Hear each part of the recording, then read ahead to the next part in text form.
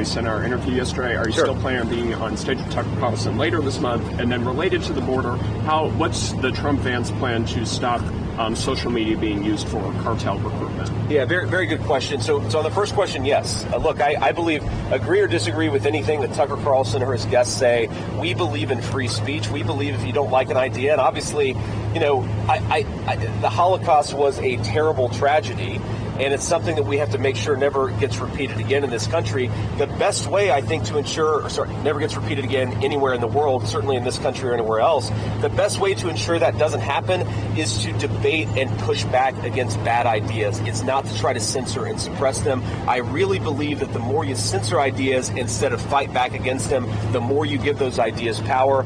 On the second New York Times, since the giant Hornet thing attacked him. Thank you so much.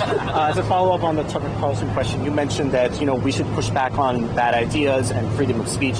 Tucker Carlson had a speaking slot at the RNC. He's a very influential figure among conservatives. I mean, do you think that he should be interviewing those kind of people, months before the election? Is that a distraction? Is that, causing problems for your campaign?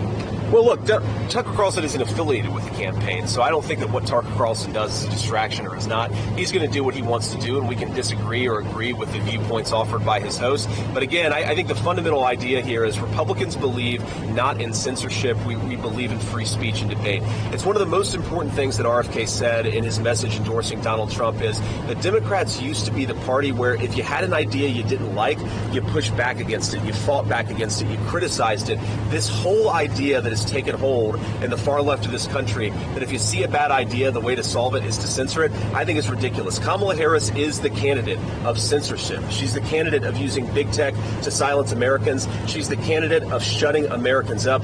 Donald Trump is the candidate of letting us have the debate because he believes in the American people enough to know that if we have a real debate, wisdom is ultimately going to win out. That's the Donald Trump approach. It's anti-censorship, and I'm proud to stand with him on it. Thank you all. Take care. Thank you, Press.